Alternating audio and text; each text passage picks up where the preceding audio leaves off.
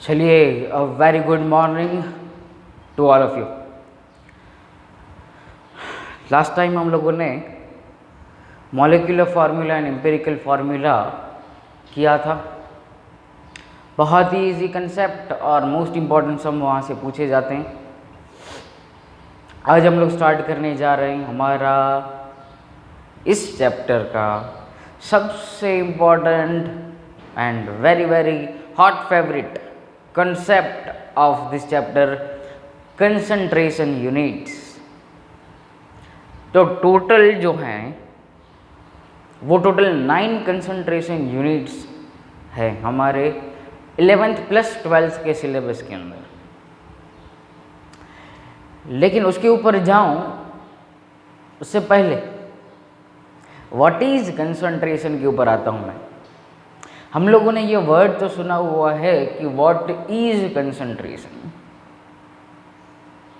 Concentration हम लोगों ने 9th से पढ़ दिया है और मोलारिटी तो आप लोगों को 9th में आ गया है। और भी कई सारे टर्म्स आए होंगे लेकिन वो that I don't know, but ये कंसंट्रेशन जो वर्ड है वो हम लोगों को पता है। तो कंसंट्रेशन क्या है? It is a related to solution. कोई भी सॉल्यूशन के अंदर, चलिए हम लोग यहाँ पे फर्स्ट ऑफ ऑल हेडिंग लिख लेते हैं, concentration units.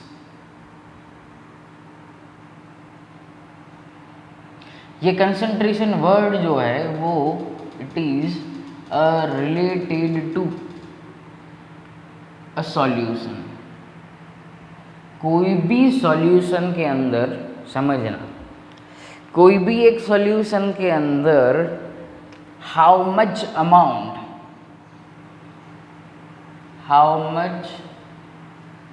Amount of solute और सॉल्वेंट इज प्रेजेंट, उसको हमें फाइंड करना है। तो हम लोग कंसंट्रेशन यूनिट्स का यूज करते हैं। और कितने कंसंट्रेशन यूनिट्स हैं? तो टोटल 11 प्लस 12 मिला के 9 कंसंट्रेशन यूनिट्स को हमें पढ़ना है। Number 1 percentage weight by wait, number 2 percentage weight by volume, इसे हम लोग बोलेंगे परसेंटेज बाय मास, इसे हम बोलेंगे percentage by volume. Third percentage volume by volume, इसे भी same as percentage by volume. Number 4 पे हम लोग लेते हैं मोलारिटी, सिंबल उसका होता है कैपिटल M। नंबर 5 पे हम लोग लेते हैं normality, symbol capital N। Number 6 के ऊपर लेते हैं हम लोग formality, capital F symbol. Number 7 पे हम लोग लेते हैं molality, here molarity R, here molality L, symbol होता है स्मॉल m। 8th नंबर पे हम लोग लेते हैं मोल फ्रैक्शन, सिंबल होता है जीटा बोला जाता है इसे। और नंबर 9 पे लेते हैं ppm और ppb, पार्ट्स पर मिलियन एंड पार्ट्स पर बिलियन। ओके, तो 9th कंसंट्रेशन, 9 ये कंसंट्रेशन टर्म्स हमारे सिलेबस के अंदर हैं। हमारी टेक्स्ट बुक के अंदर नंबर 1 ये दिया हुआ है, number 2 is this molarity, number 3 is molality and number 4 is mole fraction. मतलब rest of concentration units we study in class 12। आज का जो सिलेबस रहेगा समझ लो, आज मैं आप लोगों को करवाऊंगा this 3 wait by wait, wait by volume, volume by volume and mole fraction. ये 4 कंसंट्रेशन टर्म्स हम लोग आज पढ़ेंगे। ओके, तो ये नोट डाउन करके रखिए और रेस्ट ऑफ यूनिट्स पढ़ेंगे क्लास 12 के अंदर। ओके, तो चलिए, तो आज का लेक्चर हम लोग स्टार्ट करें। तो कंसंट्रेशन का हम लोगों ने देखा कि भाई it is a related to solution and in how much amount solute and solvent is present.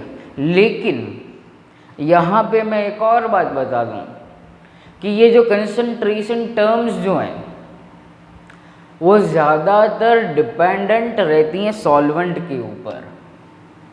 क्या? सॉल्वेंट के ऊपर डिपेंडेंट रहती हैं। तो सिंपल इतना मेरा क्वेश्चन है कि अगर मेरे पास 98 ग्राम ऑफ H2SO4 है and I have 54 gram H2O है, तो क्वेश्चन ये आता है कि what is solvent, which is solvent in this solution. तो सॉल्यूशन को हम लोग सॉल्वेंट जो है, व्हाट इज सॉल्वेंट, क्वेश्चन मेरा ये है कि इन दोनों में से सॉल्वेंट कौन होगा।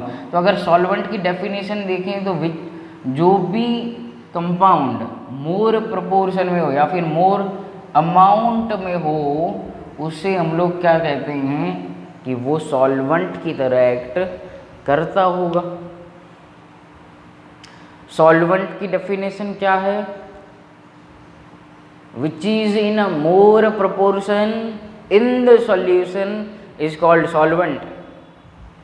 तो अब मुझे आप लोग देख के ये बताओ कि 98 ग्राम H2SO4 and 54 gram of water, तो इन दोनों में से सॉल्वेंट कौन?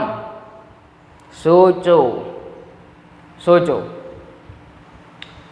तो दिमाग के अंदर राइट आंसर जो मिला वो ये था 98 ग्राम। क्यों 98 ग्राम है सर? ये 54 ग्राम है। तो इजीली हम लोग देख के बता सकते हैं कि 98 ग्राम H2SO4 इज सॉल्वेंट। तो ये आंसर रॉन्ग है। कैसे? हमें कैलकुलेट करना है अमाउंट का मतलब कैलकुलेट करना है मोल्स। जिसके मोल्स ज़्यादा होंगे वो सॉल्वेंट होगा। अब कैलकुलेट करो मोल्स। मोल्स तो भाई ये 98 ग्राम है। H2SO4 का मॉलिक्यूलर मास भी 98 ग्राम, मतलब H2SO4 का मास दिया हुआ है 1 मोल। और मोल्स ऑफ H2O तो 8 यहाँ पे कितना दिया हुआ है 54 डिवाइडेड बाई 18 करोगे तो आंसर आया 3 mole. Therefore solvent is water. Therefore solvent is water. Number of moles calculate करने हैं, मोल्स जिसके ज़्यादा वो सॉल्वेंट। डन। चलिए अब मैं आगे बढ़ता हूँ कंसंट्रेशन यूनिट्स के ऊपर। तो सबसे पहला स्टार्ट करेंगे हम लोग परसेंटेज वेट बाय वेट से स्टार्ट करेंगे। धीरे धीरे साथ में 1-2 सम्स करवाता रहूँगा। चलिए हेडिंग लिखिए। First concentration term is percentage weight by wait, उसे बोलते हैं परसेंटेज बाय मास। चलिए एग्जाम्पल से मैं सीधा एक्सप्लेन कर रहा हूँ कि अगर a solution of NaCl is 5% wait by wait, ऐसा आप लोगों को लिखा। एक और यहाँ से इंपॉर्टेंट बात बता दूँ, देखो कोरोना चल रहा है, क्या चल रहा है? कोरोना।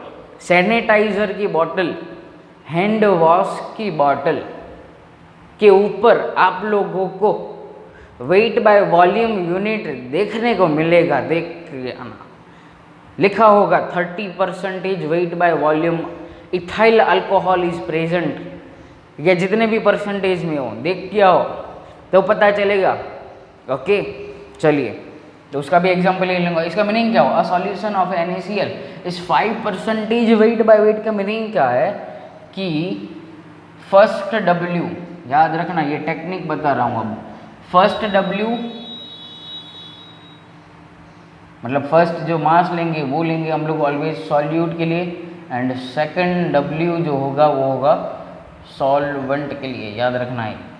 तो इसका मीनिंग क्या हुआ कि 5 ग्राम NaCl सॉल्वेंट है, सॉल्यूट है NaCl is dissolved in 100 gram of solution. मतलब क्या हुआ? टेक्निक, नंबर लिखा है वो फर्स्ट के लिए और ये परसेंटेज हो जाएंगे सेकंड के लिए। Easy. 5 gram NaCl is dissolved in 100 gram of solution. तो इसका अगर डेफिनेशन दिया जाए तो क्या होगा? It is defined as mass of solute in gram unit is very most important. Unit is most important. Mass of solute in gram dissolved in 100 gram solution is called percentage weight by wait. बहुत ही simple definition है। देखो जो भी symbol आप लोगों को दिया जा रहा है उसका आप लोग वर्डिंग्स में कन्वर्ट करते सीखना पड़ेगा। आगे फ्यूचर में हम लोग जब सम्स करेंगे तब आपको ज़रूरत पड़ेगी, अभी नहीं, फ्यूचर के फ्यूचर में। लेकिन वर्डिंग्स में लिखने को आना चाहिए आप लोगों को इस टाइप से। तो ये हुआ कि definition, mass of a solute in gram dissolve in 100 gram of solution is called percentage weight by weight. चलिए फॉर्मूला के ऊपर। Formula, what is formula?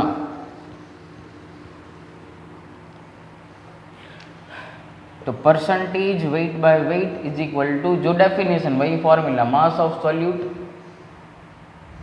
in grams, unit most important, then mass of divided by mass of solution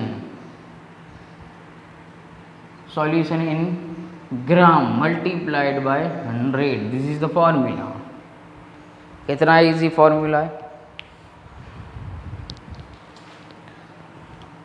चलिए सम करें इसके ऊपर। Easy 2-3 सम करवा देता हूँ। चलिए आप लोगों को ऐसा दिया गया है कि 10 ग्राम सुक्रोज इज डिसॉल्व्ड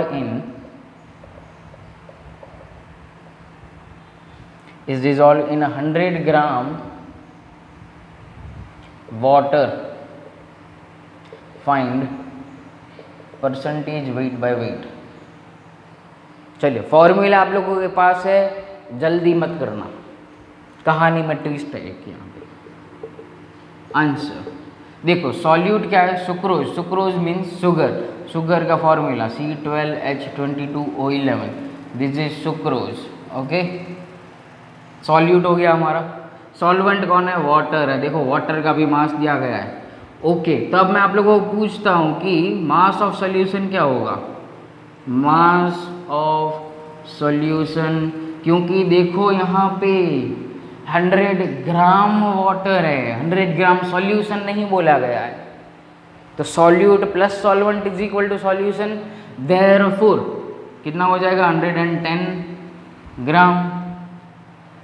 बस अब क्या करो, फॉर्मूला लगाओ, percentage weight by wait, mass of solute कितना दिया हुआ है 10 ग्राम, सॉल्यूशन का 110 multiplied by 100, 0 0 cut, 100 divided bye 11 करो। हथियार साथ में होना चाहिए, लड़ने जा रहे हो तो हथियार साथ में। तो 100 डिवाइडेड बाय 11 अप्रॉक्सीमेट 9 आंसर आएगा, 9.09 percentage weight by wait.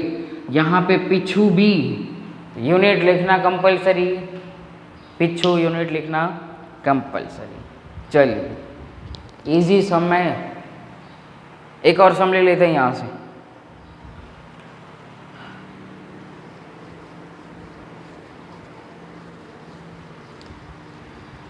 Second question, question number 2, 10 gram NaCl is present in 100 ml solution. Find percentage weight by weight if density of solution is equal to 1.2 ग्राम पर ml। चलिए क्या होगा, क्या twist है यहाँ पे, देखो वॉल्यूम दे दिया और क्या दी, डेंसिटी दी। अब ऐसे क्वेश्चंस आप लोगों को बहुत पूछे जाते हैं, क्यों, कंफ्यूज हो जाओगे, क्या करें, बहुत ईजी है। हमें क्या चाहिए, देखो परसेंटेज वेट बाय वेट क्या हुआ, mass of solute in gram whole divided by mass of solution in gram whole multiplied by 100। अब हमारे पास ये नहीं है मास ऑफ सॉल्यूशन, क्या करेंगे, डेंसिटी यूज करो। क्या होता है, density is equal to mass by volume, therefore mass of solution is equal to density into volume. कितना 1.2, वॉल्यूम कितना 100 ml दिया हुआ है, कितना हुआ 120 ग्राम, 120 ग्राम।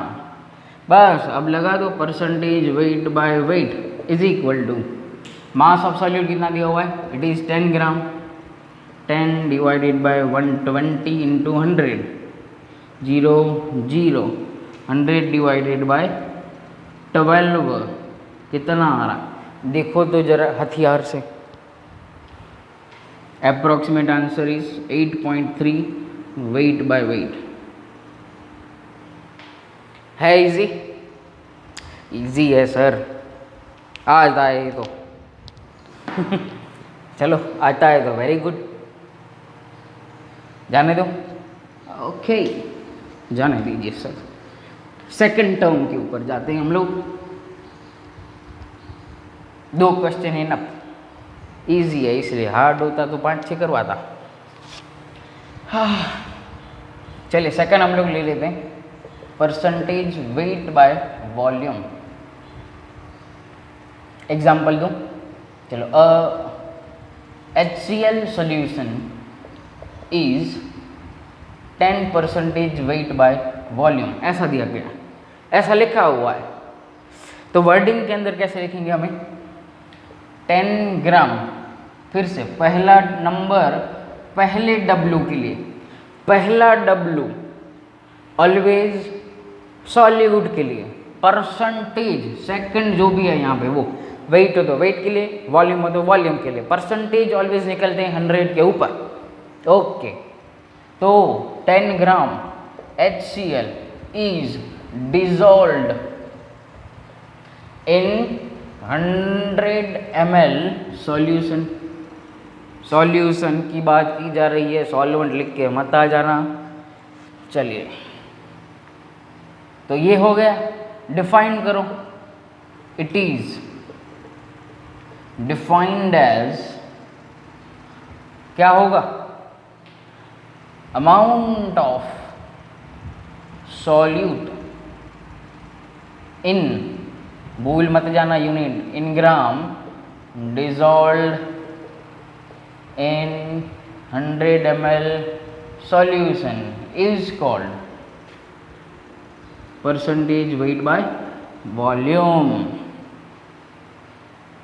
फॉर्मूला लिखो, percentage weight by volume is equal to mass of solute in gram divided, अब यहाँ पे क्या आ जाएगा? Volume of solution in millilitre. ऊपर CGS यूनिट तो नीचे भी CGS unit, whole multiplied by 100। ये हो गया। अब वीडियो को पॉज करो और फिर वॉल्यूम बाय वॉल्यूम की ट्राई करो एज इट इज। पहले एग्जांपल से लिखो, फिर इसको डिफाइन करो और फॉर्मूला लिखो, खुद से आ जाएगा। मैं यहाँ पे लिख रहा हूँ, लेकिन खुद से ट्राई करोगे तो हो जाएगा। फिर दोनों की सम साथ में करें।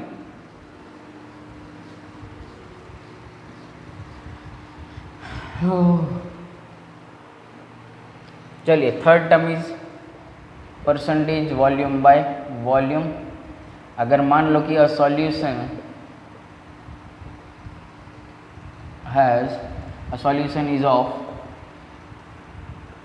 5% वॉल्यूम बाय वॉल्यूम NaOH नहीं HNO3 ले लो,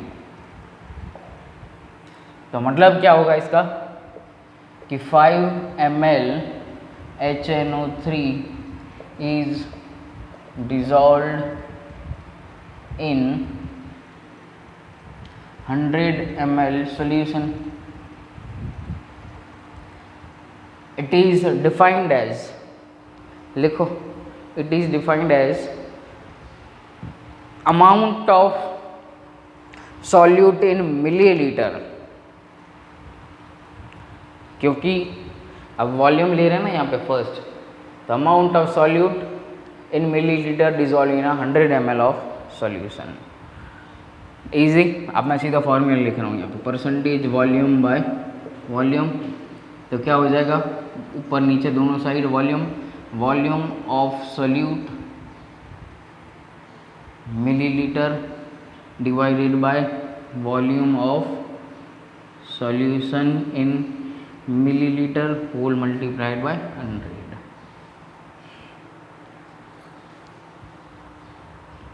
इजी है, इजी है सर, हो जा रहा है। गुड, आगे बढ़े।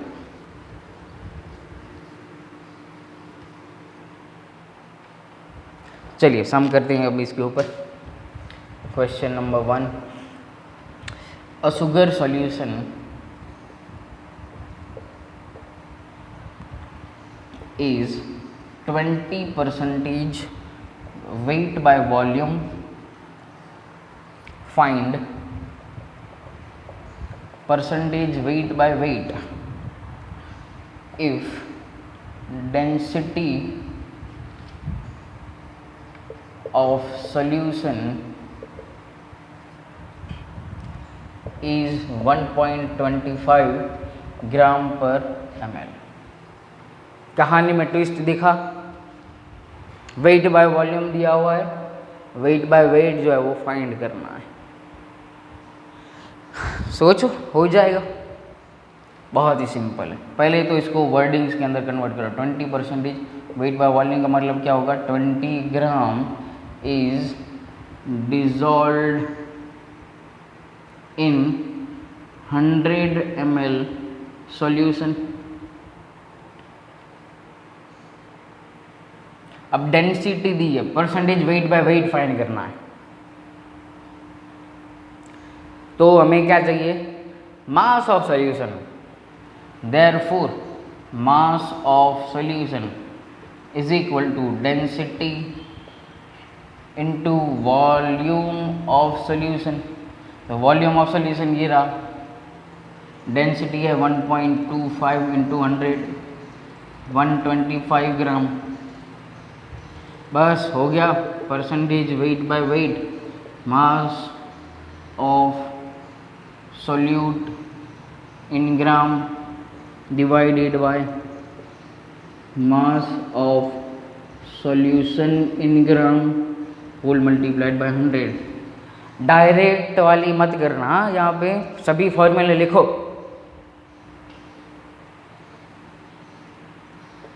मास ऑफ सॉल्यूट कितना, ये रहा 20 ग्राम, 125 एंड तो ये 0 और ये 25 4 जा, ये 25 5 जा, 5 4, तो ये क्या हो गया 4 4 16 ग्राम कहाँ, वेट बाय वेट। आंसर बहुत इजी, बहुत इजी।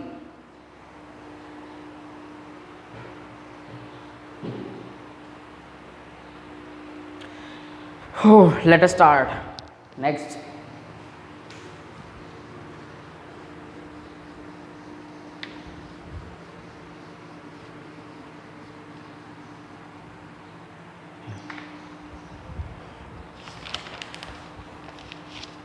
चलिए, अब आप लोगों को एक और क्वेश्चन ऐसा दिया गया है, a solution of HNO3 is 5% weight by weight. Find the mass of HNO3 present in 100 ml solution और डेंसिटी दी गई आप लोगों को 1.4 ग्राम पर ml। मास फाइंड करना है और परसेंटेज वेट बाय वेट दिया हुआ है, तो हमें क्या चाहिए, मास ऑफ सॉल्यूशन निकालिए।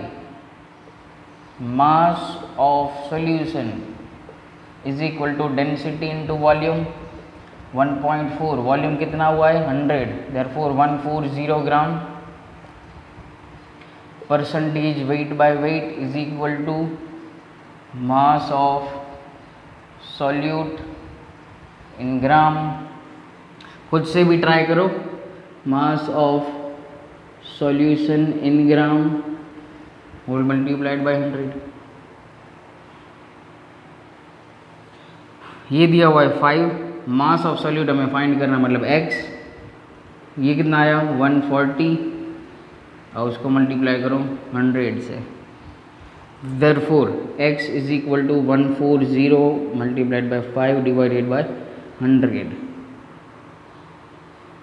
तो ये कितना हो जाएगा, ये 0 0 कट, 5 2 जा और यहाँ पे 2 7 जा, आंसर कितना आया 7 ग्राम। कितना इजी है देखो, all questions are conceptual, concept के बेस्ड सभी क्वेश्चंस हैं।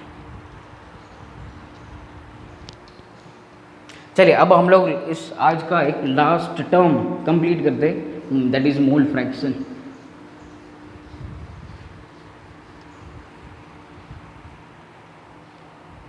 हेडिंग लिखिए mole fraction. Number 4 quantity, unit mole fraction, zeta, symbol x नहीं है, जीटा है, जीटा ZDT है, जीटा।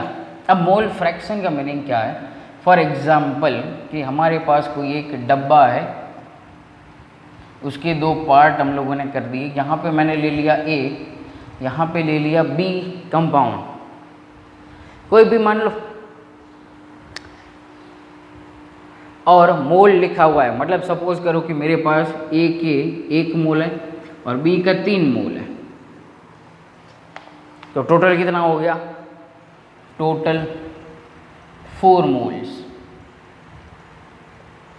इस अभी तो हमें पता है कि भाई ये जो फ्रैक्शन है, 1:3 का फ्रैक्शन, तो कोई भी कंपाउंड ए इस 4 मोल्स के अंदर कितने रेशियो के अंदर प्रेजेंट है, परसेंटेज, कितने परसेंटेज रेशियो के अंदर प्रेजेंट है, उसको फाइंड करने के लिए मोल फ्रैक्शन का यूज करते हैं। Fraction means ratio. अभी तो मैंने लिखा हुआ है ये 1:3 के रेशियो में प्रेजेंट है। तो अगर मुझे प्रैक्टिकली फाइंड कर रहा हूं तो मैं क्या करूंगा, 1/4 for A and 3/4 for B. ऐसे मुझे पता चल जाएगा रेशियो, सिंपल है। चलिए फॉर्मूला लिखते हैं। फॉर्मूला से पहले एक काम करो कि हम लोग लिख लेते हैं डेफिनेशन इसकी, क्योंकि हमारा सीक्वेंस जो है वो वही रहा है। बहुत ईजी है, डरना मत। चलिए एक डेफिनेशन थोड़ा बहुत लिख लेते हैं। This method is used when the solution is constituted by mixing two or more components, दो भी हो सकते हैं और उससे भी ज़्यादा हो सकते हैं। It is defined as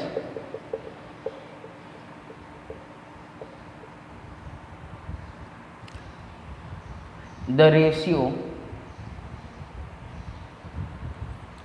of number of moles, moles के रिलेटेड ही बात करेंगे, number of moles of one component to the total number of moles of the solution। लिख लो इतना।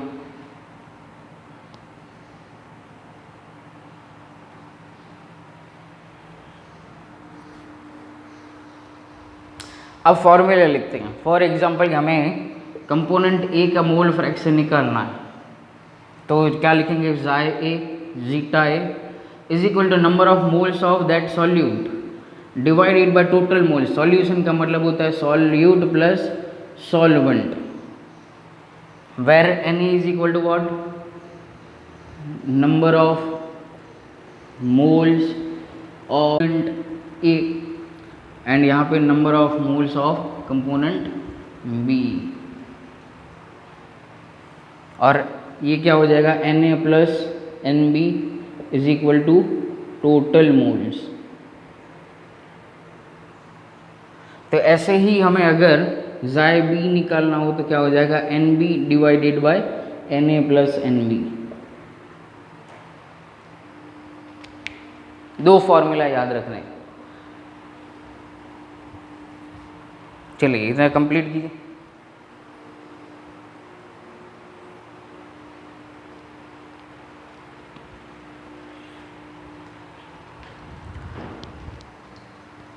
आगे बढ़े, चलिए सम करते हैं इसके।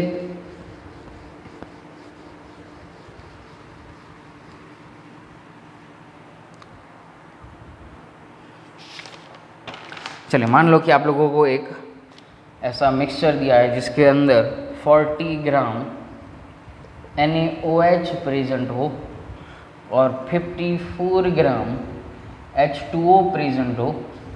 तो हमें फाइंड करना है xi A and xi B, mole fraction of NaOH and mole fraction of H2O हमें फाइंड करना है। तो अब मास दिया है तो क्या करेंगे, मोल्स के अंदर कन्वर्ट करना पड़ेगा। First step, moles of NaOH, formula लिखना है मास अपॉन मॉलिक्यूलर मास, कितना 40।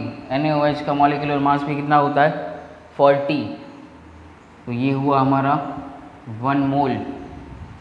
सेकेंड स्टेप क्या करो, मोल्स ऑफ वाटर ले लो, mass upon molecular mass 54 divided by 18, तो ये कितने मिले 3 moles. Number 3 step, total moles 1 + 3 = 4 moles.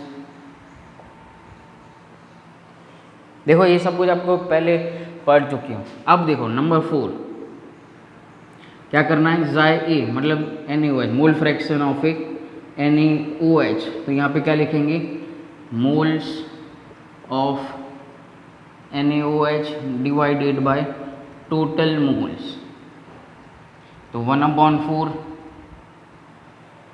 कितना होगा 0.25। मोल फ्रैक्शन का कोई भी यूनिट नहीं है, याद रखना। नंबर 5 मोल्स ऑफ H2O कितना हो जाएगा, moles of H2O divided by total moles = 3/4, तो 0.75। ये हुआ आप लोगों का आंसर। तो इसके ऊपर से आप लोग एक और नोट लिख दीजिए यहाँ पे, ये ऑलवेज याद रखना है कि Za प्लस Zb मतलब टोटल मोल फ्रैक्शन कितना होना चाहिए, 1 होना चाहिए, तो ही आप लोगों का आंसर जो है वो राइट होगा। क्रॉस चेक करना है तो ये फॉर्मूला अप्लाई कीजिए, आप लोगों का सम राइट है कि नहीं। 25 + 75 1।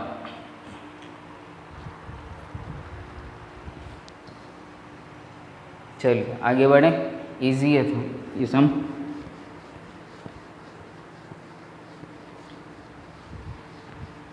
चलिए एक आज का last some,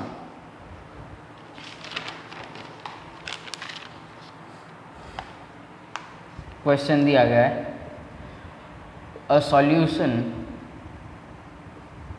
has 46% wait by wait ethyl alcohol. याद आया ये भाई, ethyl alcohol, ethanol, chapter number 4 10th standard, याद कीजिए formula. In water find mole fraction of ethyl alcohol.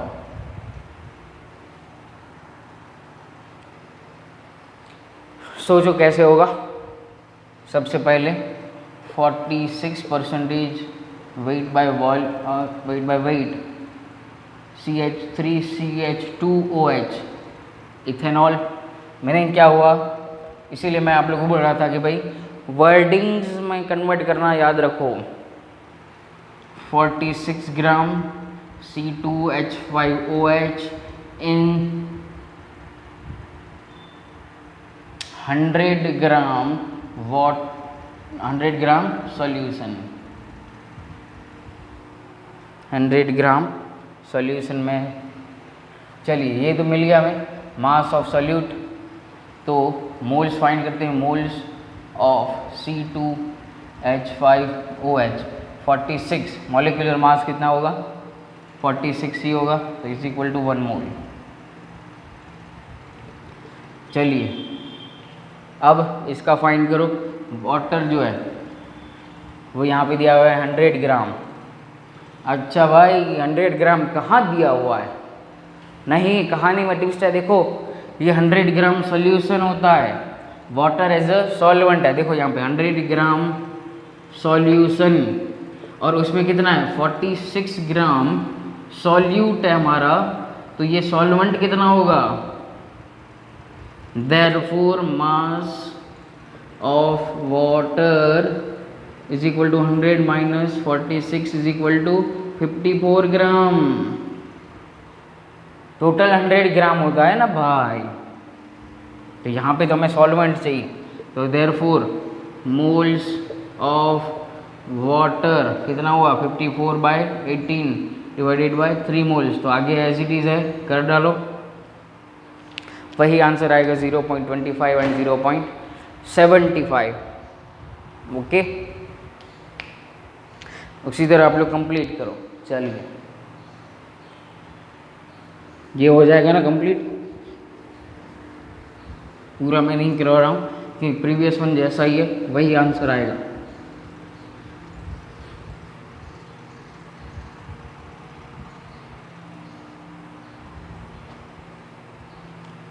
Homework example 6 and exercise question number 29, दो ही। Example 6 and question number 29 exercise में। तो आज का लेक्चर यहीं पे, बाकी कंसंट्रेशन टर्म हम लोग आगे करेंगे।